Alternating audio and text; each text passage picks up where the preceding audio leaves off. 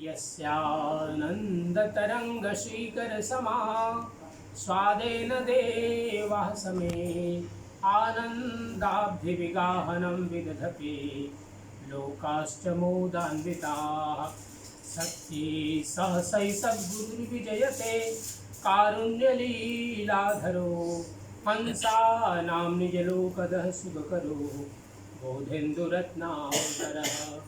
यो ब्रह्माणं विदधाति पूर्वं यो वै वेदांश्च प्रहिणोति तस्मै तमः देवमात्मबुद्धिप्रकाशं मुमुक्षुर्वै शरणमहं प्रपद्ये मुमुक्षुर्वै शरणमहं प्रपद्ये। प्रेम से बोली सद्गुरु कबीर साहेब की जय, सब संत भक्त समाज की जय, आज के आनंद की जय। सत्य पुरुष परमात्मा हम सबके हृदय में विराजमान सद्गुरु कबीर साहेब परम आदरणीय परम श्रद्धेय हमारे सभी भक्तों सज्जन देवियों सज्जनों प्यारे बच्चों, परम पावन अवसर आज हम सब लोग कांदोस ये जो उपनगर है ये कात्रिबोन में आता है या वाकवा में आता है? कात्रिबोन का उपनगर कांदोस जहाँ संस्था मॉरिशस का सबसे पुराना हॉस्पिटल है यहाँ का, जिसमें सभी विभाग हैं। और ठीक उसके सामने यह परिवार रामभाल परिवार जिसमें हम सब लोग आज उपस्थित हैं। परम श्रद्धेया सत्यलोकवासिनी कल्याणी देवी रामभाल, उनका 2 साल हुआ सत्यलोक गमन की, और उनके ही निमित्त से आज की यह संध्या पूजा रखी गई है। भाई राजन जी का घर जहाँ पर ये रहते हैं, और आज ही आप फ्रांस से आई हैं, आपका नाम देवयानी, हाँ देवयानी बहन आज ही आई है फ्रांस से, जो कल्याणी देवी माता जी की बेटी है। यह एक पूजा के रूप में ही छोटे रूप में यहाँ पर इसको रखा गया है, लेकिन आप सब लोग मिल करके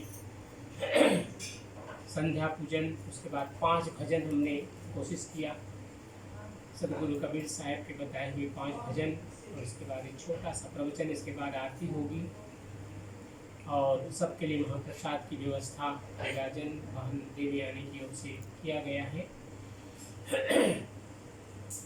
सद्गुरु कबीर साहब आज से लगभग 625 वर्ष पूर्व इस धराधाम पर आए, इस पृथ्वी लोक पर आए, और उनका आने का एकमात्र लक्ष्य यही था कि किस प्रकार से लोगों को, क्योंकि हम सब लोग एक जन्म लेते हैं तो पिछले जन्म के बारे में हमें कुछ भी स्मरण नहीं रहता, क्योंकि नया जीवन नया अध्याय,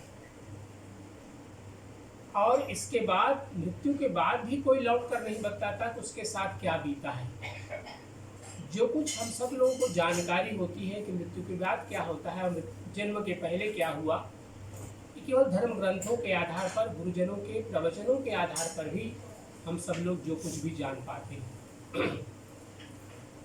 सद्गुरु कबीर साहब का आगमन इसीलिए हुआ कि जो यह जीवन अनमोल हम सब लोगों को मिला है, कि कैसे हम इसको धर्म, अर्थ, काम और मोक्ष, ये जो 4 पुरुषार्थ है, इसको पूर्ण करते हुए इन सभी जो पुरुषार्थ हैं उनको हम पूरा करें, धर्म, अर्थ, काम और मोक्ष, क्योंकि मोक्ष चतुर्थ पुरुषार्थ है और वही हम सब लोगों का लक्ष्य है।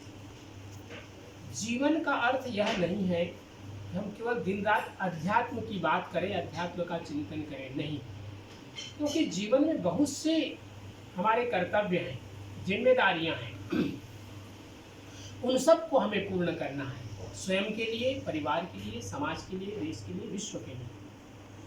तो सद्गुरु कबीर साहब कभी भी व्यक्ति को यह नहीं कहते कि तुम घर परिवार छोड़ करके जंगल चले जाओ और वहाँ जा कर के तुम तपस्या करो, नहीं। कबीर साहब सदा ही मनुष्य को समाज में जीने के लिए प्रेरणा देते हैं, क्योंकि व्यक्ति जो समाज से विमुख हो जाता है वह व्यक्ति का जीवन और मृत्यु एक समान हो जाता है।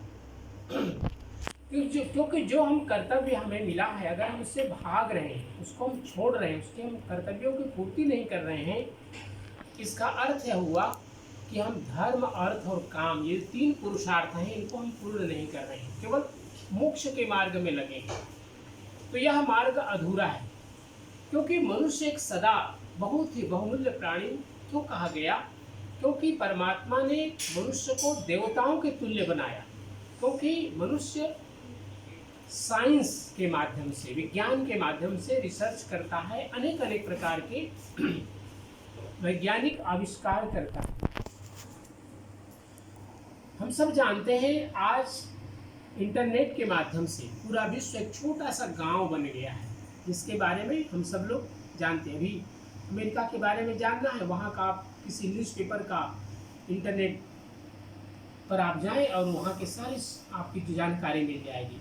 जितने भी देश हैं, भारत है, चाइना है, जापान, इंग्लैंड, जो भी देश के बारे में आप जानना चाहते हैं कि वर्तमान में वहाँ क्या हो रहा है, वहाँ के न्यूज़पेपर को आप देखें, वहाँ की जो मीडिया है उसमें क्या चल रहा है उसको आप देखें, हम तुरंत जाते हैं। जैसे पहले व्यक्ति एक गांव में रहते थे और गांव में किसके घर में क्या हो रहा है, क्या समस्याएं हो रही हैं, जिस प्रकार हम जान पाते थे, वैसे ही आज पूरे विश्व के बारे में जानते हैं।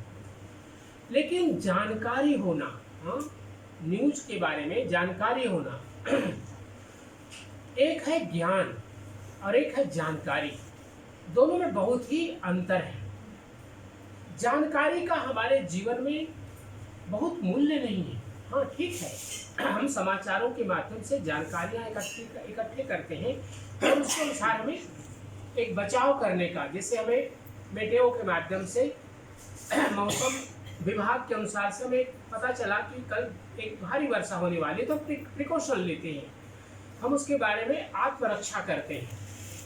और इसी प्रकार से अगर कहीं कोई भीषण दुर्घटना होने वाली है, कोई तूफान आने वाला है, कोई अर्थक्वेक होने वाला है, भूकंप होने वाला है, तो उन सब के बारे में जानकारी अगर हमें पूर्व मिल जाती है तो हम उससे अपनी आत्मरक्षा करते हैं। लेकिन जानकारियां और आत्मरक्षा जीवन का लक्ष्य नहीं है। जीवन का लक्ष्य यह है कि हम कैसे समाज को, स्वयं को, परिवार को और विश्व को, देश को और ज़्यादा सुखी कर सकते हैं, संपन्न कर सकते हैं। ये प्रेरणा सदगुरु कबीर साहब की रही है। और सदगुरु कबीर साहब को हम सब लोग यथार्थवादी के नाम से जानते हैं, क्योंकि वो वह कहते हैं जो समाज में घटित हो रहा है या घटित होने वाला है। क्योंकि जीवन में जो हम जी रहे हैं स्थिर नहीं है। एक समय था कि हम बाल्यावस्था में थे, युवावस्था में थे, वृद्धावस्था की ओर जा रहे हैं। सबके साथ यही होना है। अगर बच्चे हैं जवान बनेंगे, जवान है वृद्धावस्था की ओर जाएंगे और एक दिन जीवन का अवसान होगा। लेकिन जीवन जब तक हम जी रहे हैं, प्रत्येक दिन हमारा बहुत ही मूल्यवान है। जीवन का प्रत्येक दिन एक एपिसोड है, एक अध्याय है। और इस अध्याय को हम अगर छोड़ देते हैं कल की आशा में, आज को हम भूल जाते हैं, तो हमने आज के जीवन का क्या किया? शून्य कर दिया उसको, हमने उसका मूल्य खो दिया। तो प्रत्येक पल को सदगुरु कबीर साहब कह रहे हैं कि परमात्मा का स्मरण करते हुए अपने कर्तव्यों को पूरा करिए। श्वास श्वास में नाम ले, वृथा श्वास मत खोए। भले ही श्वास श्वास में नाम लेना है, लेकिन ये जो श्वास अनमोल हमारे जीवन का चल रहा है, इसको व्यर्थ नहीं खोने देना है। अर्थात जो भी कर्तव्य है हमारे, उनको पूर्ण करना है। ये सदगुरु की शिक्षा है। और हमारे समाज में बड़े बड़े महापुरुष इस संसार में आए। उन महापुरुषों में हम सब लोग बहुत से लोगों के नाम से जयंती मनाते हैं, उनका प्राकट्य महोत्सव मनाते हैं।